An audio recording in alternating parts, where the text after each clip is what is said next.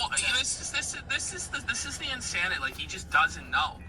Like, we walk by faith, not by sight. Like, man doesn't know better than God. Does the clay question the potter? Why did you make me this way? But that's what Rekieta does. Rekieta questions God. Why did you do it this way, God? Well, I'm the first person who ever thought of these questions. There are no answers. There are no apologetics for this. If you wanted the answers and you wanted the apologetics and you wanted to believe and you didn't want to be like this, there are answers and resources available. You know what I mean? These aren't questions that have never come up before. You're the first person in 2,000 years. No, shut your fucking mouth. You're an ignoramus. You don't know anything about the scriptures, but you want to prattle on as though you're better than everybody. You know all, you see all. You know nothing. You know nothing. Why doesn't he just shut the fuck up about religion fully? What the Because obviously he doesn't believe. Obviously he's blasphemous. He's against it. Why talk about it at all? Well, why didn't he ever ask the pastor? Exactly. The pastor didn't have answers for you. He just didn't like the answers because he wants to be smarter than everybody else. And people take that and they go, see, he's hates Jesus. It's like, no, I like that guy. He's funny. What? You like Jesus because he's funny? Okay, Ash, this is getting a little... This is on... How do you even, go ahead, Ash. Preacher, go ahead. No, what he's doing is he's just trying to make people like me mad. Yeah, that's what it seems like. He's trying to make people who have faith, or people who even have, maybe they've lost their faith, or maybe they never had faith, but they had respect for the Bible and respect for its traditions and respect for the framework of morals that it's provided that helped build Western civilization to what it is today. He just wants to piss those people off because he has nothing else but being a spiteful, pathetic loser who pisses on anything that is good or great or that people have respect for or reverence for.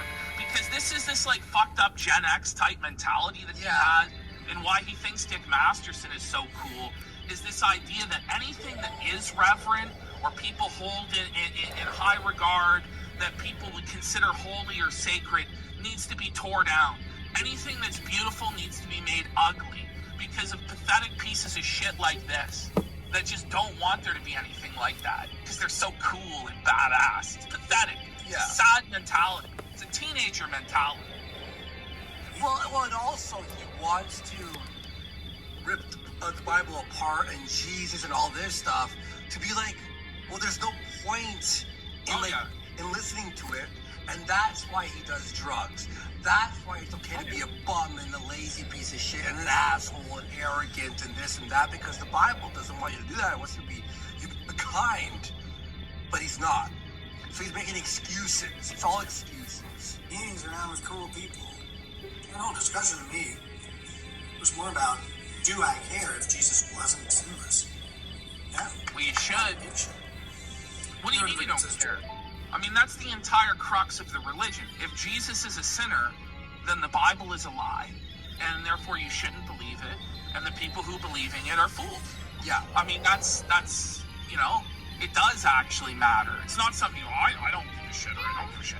I mean, this is the core tenet of the entire religion. It's not about I choose to believe in predestination and somebody else chooses not to believe in predestination. That may or may not be a salvation matter. The question of whether or not, some people believe in premillennialism, other people don't. That may not be a salvation matter. But the question of believing whether or not Jesus Christ is the sinless Son of God or not is actually a salvation matter.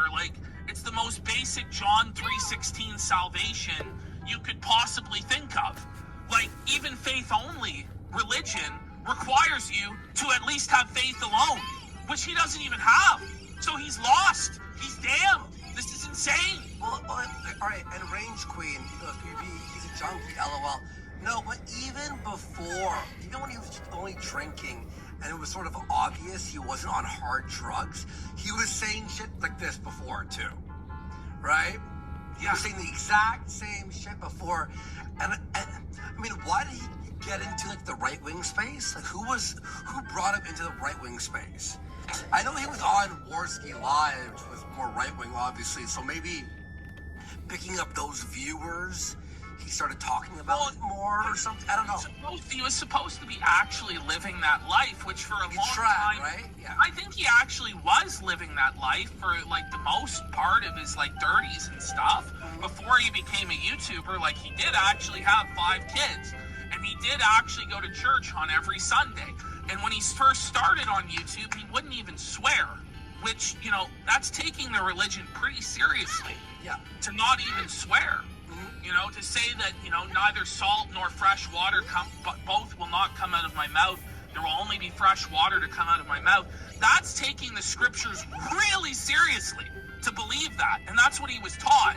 And now to, at this point, be straight up denying the sinless nature of Jesus Christ because you wanted to do cocaine and put on baldos and be a degenerate and be a swinger, you've lost your way.